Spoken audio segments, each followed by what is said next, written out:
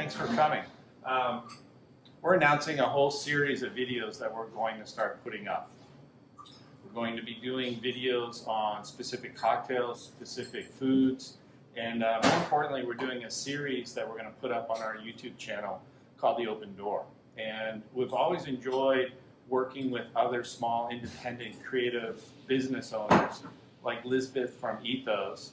And we want to give a platform where we could learn what got them into the industry, how they're liking it, and more importantly, we're looking for that silver lining in this cloud of the pandemic. So we thought a great way to start it off is to actually feature one of our own. In our opinion, the best bartender in Central Florida. We could expand that range a little bit. But Stefan Dolbashian, how do you pronounce your last name? Dolbashian. Dolbashian. See, I was like not even in the right genre. We've known Stefan. Stefan's our oldest tenured employee right now. Over 6 years he's been at the Red Door.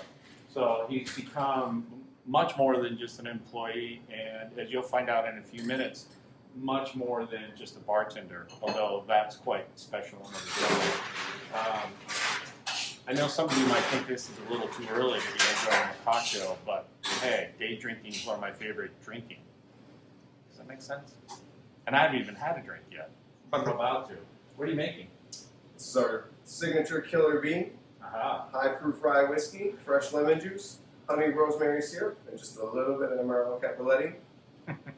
Easy for him to say. Actually, everything's easier for him to say. So, how long have you been bartending? Roughly 7 years now. 7 years. So you started at 12? Yeah, that's right. Cheers. Join me, won't you? And to you. Here's to you. Hey, I always wanted to know,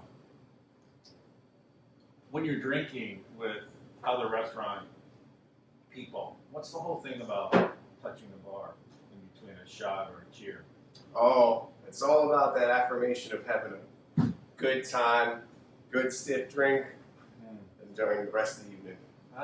Well, here's to a good time and the rest of the morning. It's you.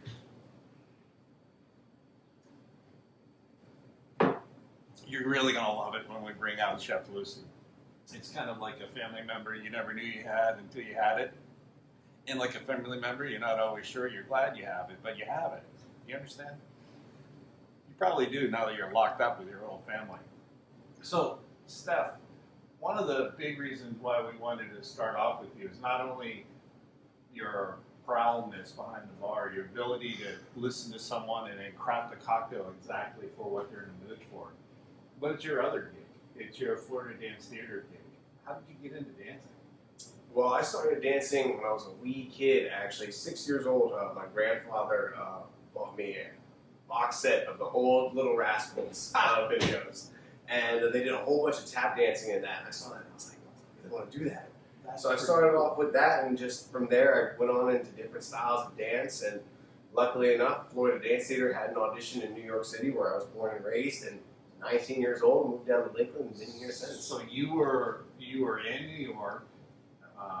Were you in school? Were you just out of school? I had just finished 1 year at a SUNY Berks Conservatory of Dance after graduating from LaGuardia High School in Performing Arts. Wow.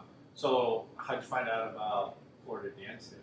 One of my mentors that trained me from when I started dancing all the way up to when I left New York, Sharon Wong, is very, very close friends with our previous and founding director, Miss Carol Irks. Yeah. So due to that, because of their relationship, Sharon Wong gave the connection for me, and it's been the best thing that's happened in my life. Was it like an open cattle call, or was Yes, it? I just showed up, and I was, to be honest, I was thinking about quitting dance at the time. My 1 year, I was having a strange transitional period at the time as far as whether I wanted to continue dancing, whether I felt like I was good enough to continue dancing, and Florida Dance Theater gave me the first opportunity where most people wouldn't, and it's been the biggest blessing I've ever had. Well, I think the community has been blessed by that. Appreciate that movement.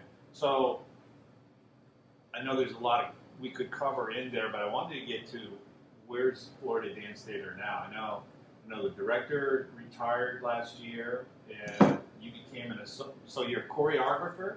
Yes, I am the performer and the artistic director of the organization as well. Okay, and then now you and Jermaine have associate directors. How's that work? Well, yes, Jermaine is the executive director of the organization, Mr. Jermaine Thornton. One of my nearest and dearest friends. I couldn't be doing anything at Florida Dance Theater without him. He's really my rock and my support there, to be very honest. And this has been our first year after Carol has been running the organization for 25 years. It's been in existence in this community. And this has been a very intense, strange year for us to have our first year in directorship with, the world being what it is. And it's an unfortunate time for not only us, but all arts organizations, and my heart really goes out to not just Florida Dance Theater, but any organization involved in the arts here in Lakeland. Because if there's one thing I love about Lakeland and why I stayed here was how much we pride ourselves on our arts and what we can give to our community. And I really don't want to see any other artistic organization suffer. Well, I heard an interesting quote from one of our local bankers, influential guy, who said that during this period, anyone that is driven by artistic destinations and not by profit is looking at being eviscerated by the time everything gets reopened. How and what are you doing to avoid that? Where do you see Florida Dance Theater coming out of this? I think that the biggest thing that's been a huge help and factor for us is our connection with the community and our students. We very much regard every person involved in Florida Dance Theater as family. Yeah. And those bonds have really helped keep us strong. We have a very supportive group of parents and students and faculty and staff. I've been really amazed and impressed with how people have stepped up to help.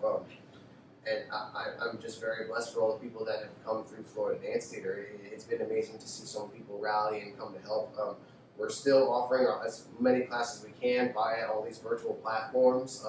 Those have been going very strong, luckily enough, and we're just doing everything we can to still keep an artistic presence here in the community. Is there a website or a link that we can announce to people can kind of see what's going on with you guys? Yes, of course. You can go to floridadancetheater.org, or you can also check out our Instagram or our Facebook page. We're always sending new videos, dance challenges, streaming new things, streaming company performances, streaming student performances. So check it out for everything. We're offering as much things as we can right now.